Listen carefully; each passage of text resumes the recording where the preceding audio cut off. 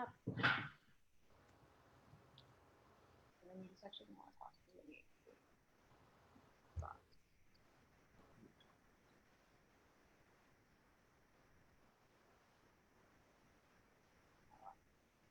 Hello. Hi there, Ross. Hey, Rebecca. How are you? I'm good. How are you? Where are you? I love your stairs in the background. Oh, thank you. Yeah. Well, I'm in New York City. I'm in Soho, the West Side, a few blocks from the water, where I'll probably take my sunset run at in a couple hours or so. Yeah. What I've been doing at night. And it's like the whole city gathers there at night. You know, we're all gathering.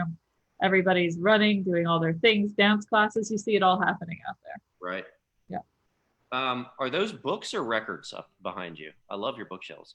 Oh, thanks. Yeah, those are all books. I have records on the other side, but you're actually a record collector too. I mean, you must have just sensed that.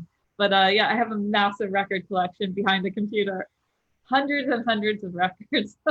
Is there one record that you feel like if I lost all my records, this is the last one I would ever want to lose? Like, what's your most important record to you? That's a good question. I mean, some have just sentimental value, like my first ones. Um, you know, I grew up in like punk rock and all of that. So my first records were like early Iggy Pop and Susie, Sex Pistols, you know, just like I was like 14, 15 buying them. You know, I haven't collected in a while, but I still like give them a spin here and there and I love my records. Yeah. Yeah. What was the first record you ever bought? Do you remember?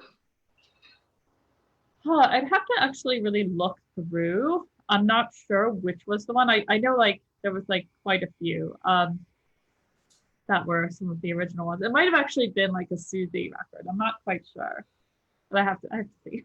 I don't remember. I'm actually thinking of what was my first tape that I bought. And in my first CD, it's like, do you remember your first tape and your first CD? Oh, By the way, Open Center audience, this is not the topic. Music is not the ongoing topic here, but I'm always fascinated by like, what's the first tape you got? What's the first CD you got? Do you remember? I wish I did. I mean, I know they were punk albums, and I would have to look through them to find the original ones. Yeah. But you know, and then there was many mixtapes we made because you and I are about the same age, so we came from the era of mixtapes, right? And that's such a nice thing. Yeah. I'm trying to remember. I think Aerosmith, the album that had um, Hmm. oh my god, I'm flaking on it now. Not it was like 86. I mean, it was like 85 or 86. And then I think my first CD might have been Janet Jackson's Rhythm Nation or Paula Abdul's Straight Up. No, Yeah, you yeah, okay. not tell me. Those are so that you know what's funny is like since we are around the same age, you remember like you were either I feel like in childhood, and then I promise everybody we'll get off of this, like you were either a Janet person or a Paula person. And the same thing I feel like happened in 92 or 93 when Pearl Jam and Nirvana got more popular. And you were either like a Pearl Jam person or a Nirvana person. And for me, I was a Paula person, and I look back and I'm like, oh man, I made the wrong choice. Janet Jackson was so much better. Like I love Janet's stuff is so much better to listen to now. And I was a Pearl Jam guy over Nirvana. And even though I love 10, their first album, I think it's one of the greatest albums of all time. The rest of Nirvana stuff was better, I thought.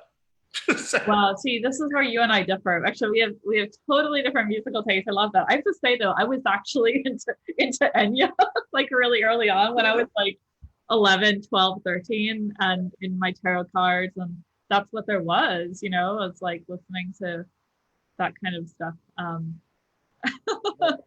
But I mean, after that phase, I discovered punk, and that completely changed my life. But so you were into cards when you were 11. Mhm. What brought you to astrology? How did that happen? Long story, but I'll make it really short, actually. So I grew up here in the city, New York City, right? And obviously you can't see much of the stars, but I had an obsession with planets. Like my parents always remind me since I was probably around 3 or 4 years old, um, since I could choose what my first birthday party was going to be, it was at the Hayden Planetarium. Like my first one was like, what do you want to do for your birthday? Like planetarium. So I collected books on astronomy as a kid. I was like a science geek and I was really into learning about the moons of Jupiter, the Kuiper Belt, all of the galaxies out there. I could name them, I could draw them. This was sort of like an obsession I had through elementary school. That's like a hobby, you know? Astronomy, absolutely not astrology, because I didn't know that astrology existed. Right. But I just knew I was obsessed with planets and stars, and I collected all the paraphernalia, stickers, and books and everything that had to do with the sky. Um, my father's an anthropologist. We lived all over the world. We lived in Africa, South America, Europe, all these different countries. So my jam was after dinner at night, go lay in the backyard or go outside and observe the sky. Check out the constellations, name them because they were different everywhere we lived, and I got to know them really well. So this was formative, and I yeah. Then when we moved back to the U.S. And I was around 14 years old, I was babysitting at a neighbor's house. That neighbor had all of these books that said astrology. And I was like, huh, I like astronomy. I wonder what that's all about, you know? And I don't know about you, but when I was 14, I was already into all that witchy stuff. I was into tarot cards and spells and levitating and out of body experiences and doing anything I could get my hands on, Right. you know, any kind of transcendent experience, because I was just like, this is not going to cut it, you know, whatever reality was being dished out. And so I remember distinctly thinking, astrology, I'll take that book, I'll check it out. And very quickly, I was like, wait, this is okay, everything I know, like everything I've been studying, the planets and stars, but combined with psychology and combined with the body and health. And immediately I thought, wait, if this is real, I am going to make my life about this. So that was my thought. If this is real, I knew immediately this is going to change my world. Because up to being 14 years old, all I had been interested in was astronomy, and then I had just started to explore called Jung, the I Ching, tarot, and a whole lot of other things, as we do around that time sometimes. So that woman came home that night from the babysitting, you know, after she was out. Right. And she said, oh, you've been reading my astrology books. I was like, yes. You know, wow, I'm blown away. I need to learn more. And I kept on reading them every time I babysit there. And one day she sort of agreed to teach me. First I researched everything in the library on my own because I wanted to make sure it was real. I'm like a super girl. I was like, let me make sure this is so legit. So there was very compelling experiences I had, you know, some in my search to see if this was real or not. And then we developed a cadence, and I would study at her house once a week throughout all of my high school. And that started in my freshman year. So she became my astrology mentor. And I would do charts of my family. All my friends in high school started to ask me. And I was doing charts like all the time throughout high school. And this is all I would do in my spare time. I didn't even know it could be a career because our neighbor, she was, I left the most important part out. She married my father and became my stepmother. That is an important part of the story. Yeah.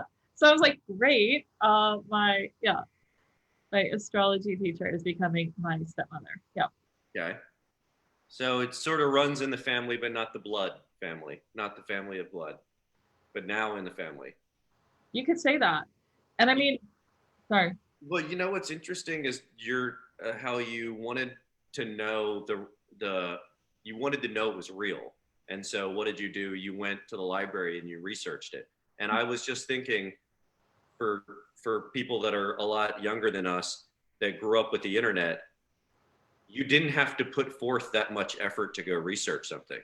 But when we grew up, you actually had to get your ass out of the house and go to the library and look up in the Dewey and use the Dewey Decimal System to figure out like how exactly what books do I look for? Where are they in the library? And hold on, we got some dogs that just came in here. Oh, hey doggies. It just the idea of researching something was so much different. And so I'm just honoring the level of interest you had to have in those days to really pursue something. You couldn't just figure it out in 5 minutes.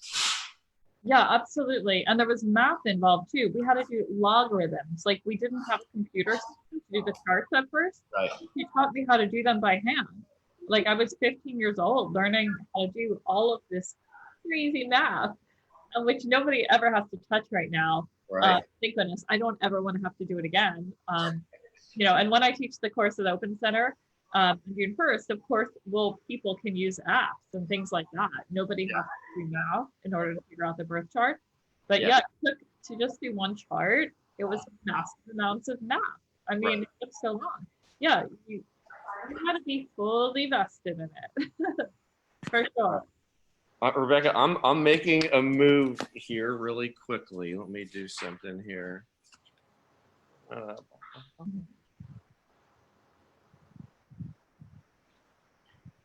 He's making a move. Making a move.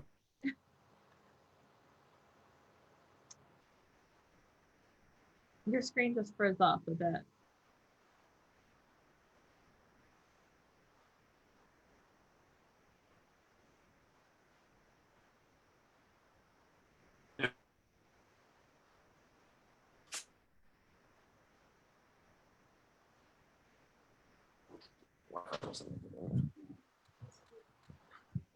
Okay, I'm coming back to the area where the Wi-Fi. You're still frozen a bit. All right. Thanks for bearing with us there, Rebecca, and Open Center family. Okay, so we got a bit about like your path to astrology. Yeah. And now here you are, I teaching at the Open Center, which is awesome. And right now we're in a really unique time with COVID. And when you and I were talking a little bit before, you said, well, do you want me to talk about the astrology related to COVID? And when you said it, I thought, I don't even know what that would be, but yes, yeah, like, yes, please. So you want to share a little bit about that? Yeah, of course. I'd love to. And I'll also add that, like, you know, fast forwarding from what we spoke about, I was only 24 years old when I started teaching astrology. So I've been teaching really for 15 years. But you were doing it, you said you were doing it for your friends when you were in high school too. So you'd like. From 14 years old, I studied once a week with a mentor. And then I continued studying with mentors in my 20s too. And then I opened up a school when I was 24 and I really started teaching when I was 25, but the school started at 24. Just because when I was learning, it wasn't easy to find peers my age to study with as a group. So my main goal was let me make astrology accessible and teach it. Right. So yeah, of course, we're doing the class at the Open Center that begins June 1st, which is a 4-week class called Astrology for Life. And it really is exactly the title. It gives you all of the tools you'll need for life. The basics, like how to live by the sky patterns. Right. Astrology is really about how our personal lives relate to the planetary cycles above. And you know, I look at it very much like learning the pattern so we can kind of be in harmony with them, be in sync with them, moving with the current versus against it. So we have some pretty gnarly astrology in 2020. In fact, astrologers have been looking at this year for decades, and we've been like, wow, look at all the planets gathered up in the sign of Capricorn. I wonder what this is going to mean. So in our speculation, we look at cycles. We look at, well, when was the last time this happened, and what happened then? What happened then? And so on. Okay. We look at when this all came up, which was a lot of the Saturn-Pluto conjunction. You see empires rising, empires falling. You see the creation of a Venetian coin that became the standardized coin in all of Europe, that took away all of the previous currencies. You see these major lifts in history, these big heavy lifts that changed the course. So when I saw years ago, when I first started studying, oh, interesting, in 2020, Jupiter, Saturn, Pluto all come together for an important meeting in Capricorn. I knew there was going to be something big happening. Like, for example, Ross, in the 90s, when all the planets came together in the sign of Aquarius, that created the internet. That was like the energy of the internet, all the planets gathering in the sign that rules technology. So the astrology of COVID is pretty interesting, because first of all, we had Pluto's having its, well, we're in what's called a Pluto return. I'll just say this for the United States first. And the last time Pluto was here was the year around 1776. So we're in the midst of this whole deconstruction, reconstruction period. First of all, in our country, okay? It was around the time of the American and French Revolution. So we're going through that as a whole. Now, not only Pluto's there, but this year there's this grand convergence. Saturn also came into Capricorn, and Jupiter came to meet it there. Now, all these planets gathered in the sign that rules government, structure, economy. Uranus is in Taurus, which also rules our Earth and more of our natural resources. So we know that there's going to be a big change in our Earth, the way we use our resources and our economy, government, and structure by this load up of planets all in Capricorn. However, nobody predicted that it would be exactly COVID-19. Right. But what I was actually seeing, which I'm glad didn't, I was seeing this sort of fascist takeover, which, we do have all this martial law happening, right? But so in a sense, but nobody, who thought it would have been exactly COVID-19? So the planet of expansion, Jupiter, the planet of death, Pluto, and the planet that rules constriction, Saturn, all coming together for a meeting in the sign of Capricorn in this very unique, rare time. This does not happen very often. What this means on a global level is this is it's the beginning of an end and the beginning of a beginning. Mm-hmm. It's not like going back to the new normal. I mean, going back to the old normal. We're going to a new normal. There's a lot of people out there waiting for the restaurants to open and things like that. And that's great and all, but it's just not it's not our reality. If we look at the astrology of this, we're also going to see coming into this cycle in December, planets start to gather in Aquarius. Jupiter and Saturn meet in an air sign, and that hasn't happened in hundreds and hundreds of years. There will be a completely fresh start, a new kind of economy running, new kinds of ways to source energy, things that are not even around right now. We're not going to solve this problem with the same ingredients that created it, clearly. Right. So astrology does show the situation. It does show, yes, there's probably going to be something kind of plague-like around this time, or something that could show some sense of takeover and constriction of law, your rights being inhibited, and it was certainly scary to look at. But, as an astrologer, I did not know it would be the specific, green buggy thing they're showing everywhere,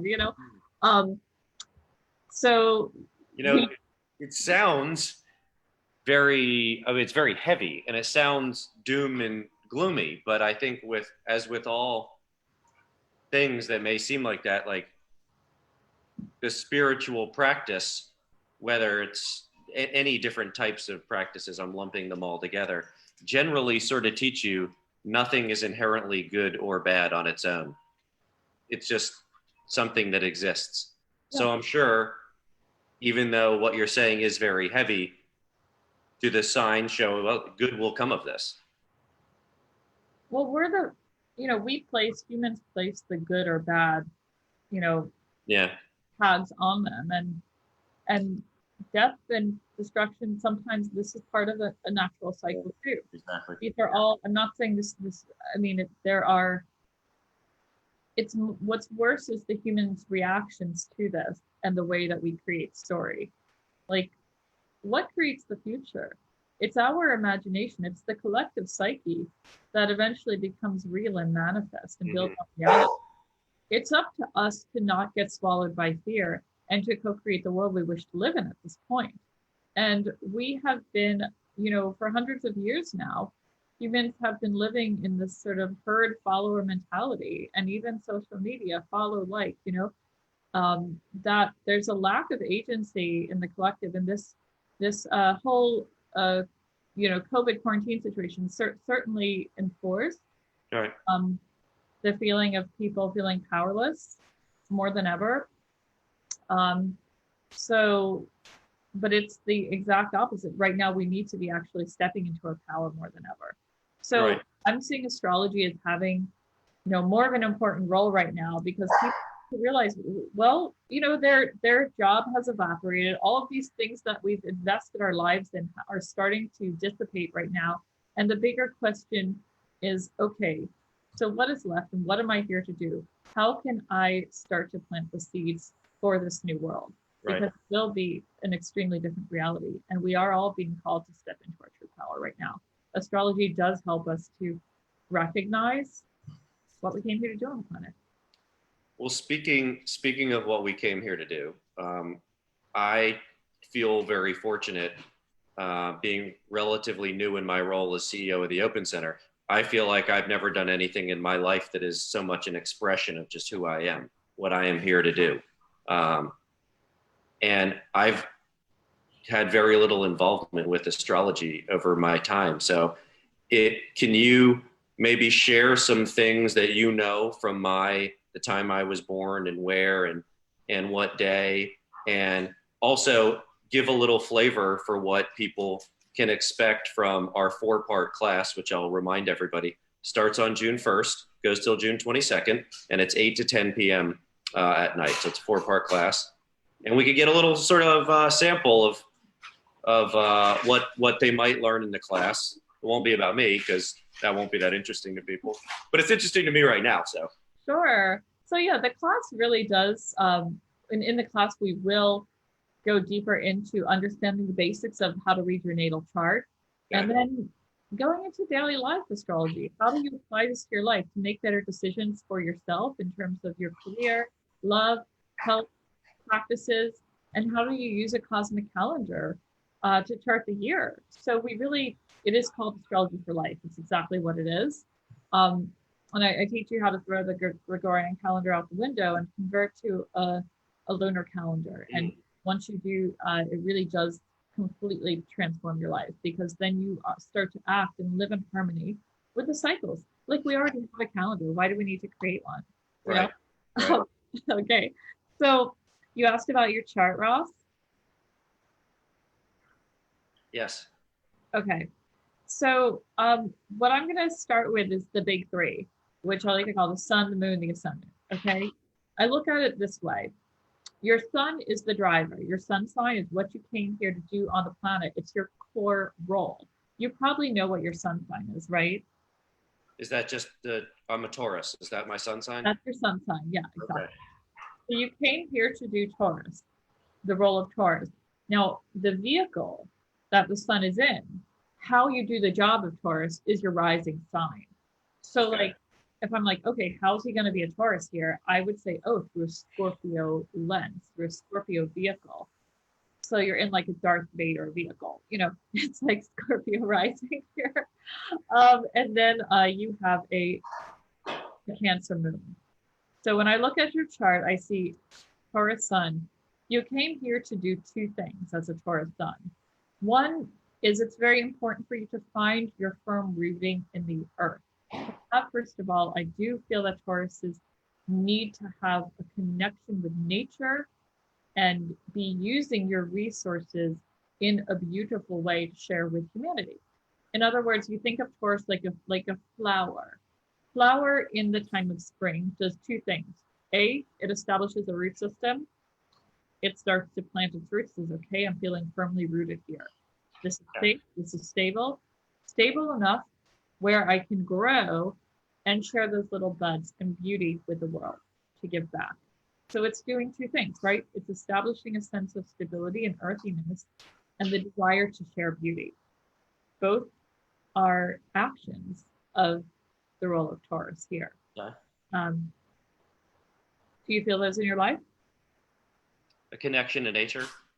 Mm-hmm. Yeah, very, very much. I mean, I grew up in a, I don't know if I call it a rural area. I grew up in a small town in North Carolina, and we had a lot of, I feel like nature was a big part of just around our house. You know, we had a lot of yard space, and we spent a lot of time as a family just hiking, going up in the mountains a lot. And when I would go to camp every summer, it was like always nature camp, you know.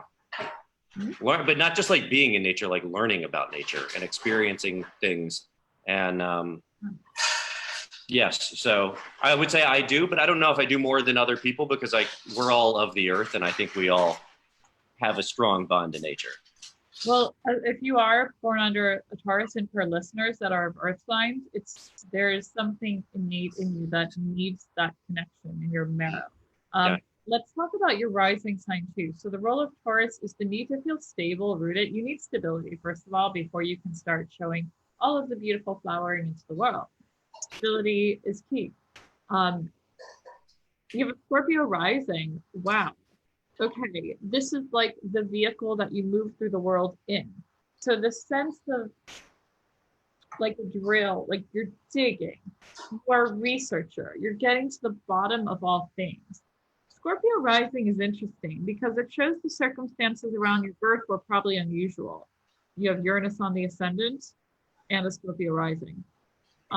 Like, is it safe to get out of the womb? Can I make it out? You know, it shows the environment around you being born.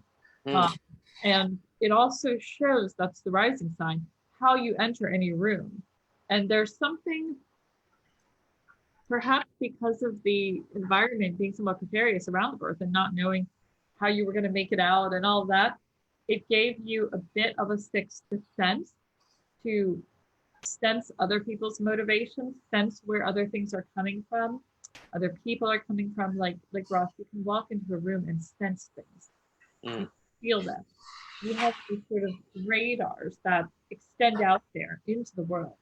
So your earthy sun sign is in the vehicle of a Scorpio rising that's tuning in to the collective currents and to all of humanity.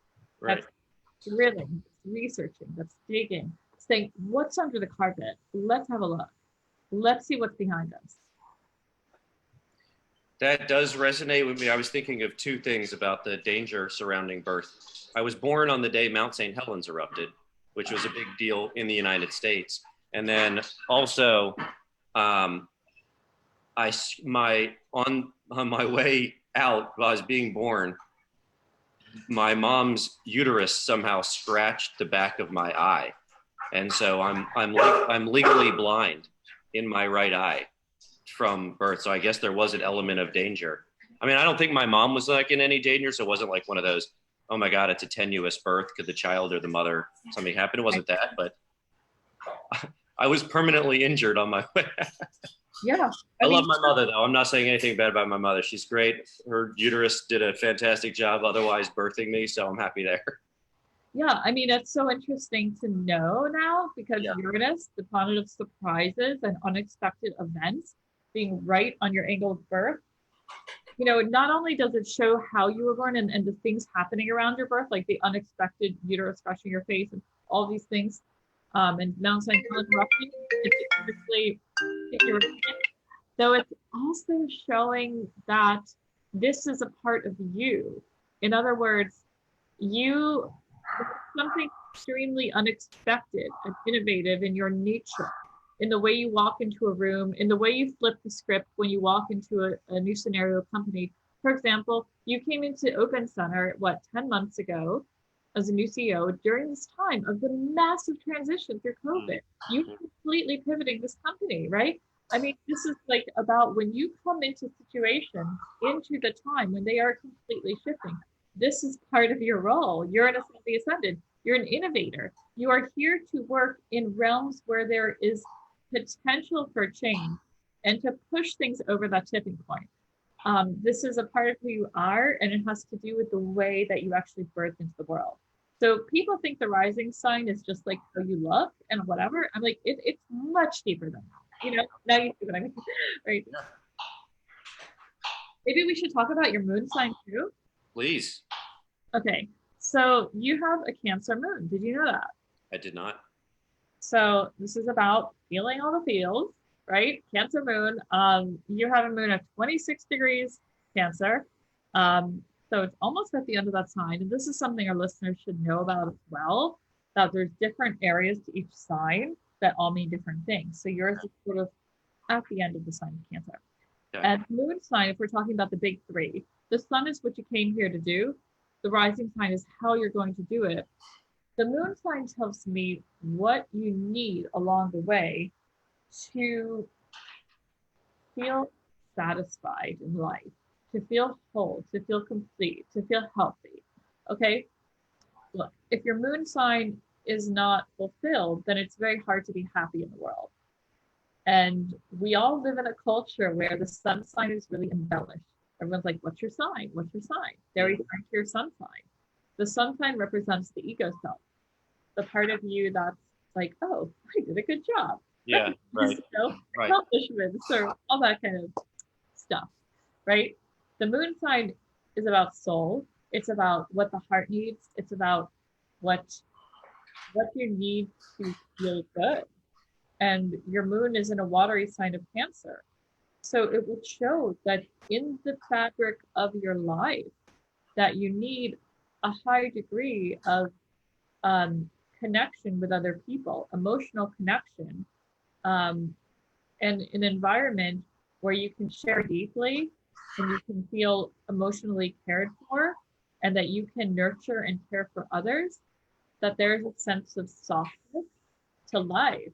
There's pillows, would you like a cup of tea? You know, but there's that sense of like, true nurturing. And it also speaks to a very nurturing mother that you had, that when you were in the womb, your mother was really, she was at peace in a lot of this time. The angle of the moon house to the ascendant shows a sense of, she really, maybe she even meditated with you and her, but there's almost a psychic connection between you and mom. Well, it's so funny you say that. I did a little Instagram live talk yesterday and talked about my mom and I do meditate together almost every day now, because I was at home for 2.5 months in the house I grew up in, and quarantining there, and I've just now come back to New York. And my mom, well, she did not meditate while I was in her, before I was born. She now does it every day, and we do it like I meditated with my mom this morning over FaceTime. So now she's doing that, but she is extremely nurturing. So you're right on there, more than any person I know. Wow, so funny. My dad started meditating in quarantine too. He has Insight Timer now, and he's on it like every day. He's even on TikTok sharing his meditations and dance stuff. Yeah, my dad. He's ahead of the game. I'm not even on TikTok. I know. Anyway, but that's wonderful that you and your mom are meditating now, and together. But I would actually imagine if it wasn't meditating with you in the womb, she was bonding with you in some sort of intimate way, perhaps speaking to you. But there was definitely a connection that was established that's quite strong while you were there too. I believe that. I mean, I don't know what my brother's moon would be. My brother and I are both very close to my mom, and we speak to her 5-6 days a week. You know, and I'm 40 years old, so I still talk to my mother 5 days a week. Yeah, Cancer moon boy, of course. Love it. So you should. So okay, some key things to know. It can help you make better decisions when you understand who you are, what you're here to do in life. There's more parts of the chart, like your love nature, your Venus and Mars sign as well, many other things. But the thing I would like to chat about next a little bit with you is about how to use planetary cycles and lunar cycles in your daily life. Have you ever done that? Yes, I would love that. Okay. Have you ever paid attention to the new moons, the full moons, or planetary cycles? No, only to walk outside and admire like the physical beauty. So did you know that our calendar system, we use only new moons? Like we only look at new moons and full moons. Like people, for the most part in our culture, don't use Venus and Mars cycles, Saturn, Jupiter cycles, and other ones. But if you look at, say, the Mayan culture, for example, they used the calendar that we use, the solar calendar, only to do their taxes with. This was like the tax calendar, but they used other planetary cycles to measure other cultural sorts of phenomena and things happening. So it was much more integrated culture. So what I like to show people in my class is how we can use not only the lunar cycles, but other planetary cycles to chart trends in our lives. And I make it super easy. New moons and full moons are just the beginning, but you can predict the next 12 months of your life by knowing where each new moon is going to be in your chart. And so I teach people how to really plan out their year in a synchronized way with cosmos. Okay. Based on the lunar cycles. So every month there's a new moon. Every month there's a new beginning in a different area of your chart. There's 12 areas, and each area symbolizes a different part of life.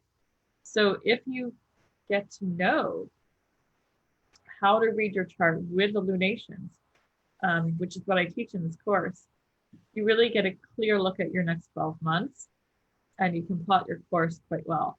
I also teach how to look at not only sun and moon cycles, but we look at things like Jupiter-Saturn cycles. Mm-hmm. Look at bigger trends. So it's like where's our economy going? You know, what's going on with love right now collectively, and things like that too. Okay, so just to recap there, it sounds like you get a sense for the next 12 months of a lot. I don't even know how to recap it. I'll just say a lot. It seems like it covers a lot of aspects of your life. And I know, and I want to just to close, I want to share about this class in particular is really about teaching people how to use these signs to help understand the past, but also the past, present, and the future, right? Right. It's called Astrology for Life. So Astrology for Life is really how can you use astrology in your current life? First of all, is knowing yourself. The first two classes, each class is 2 hours long. The first two dive into understanding the main tenets of your natal chart, but to guide your path in terms of making the best decisions for your own life, in terms of career, love, health, spirit, everything. So we use it as a tool for life.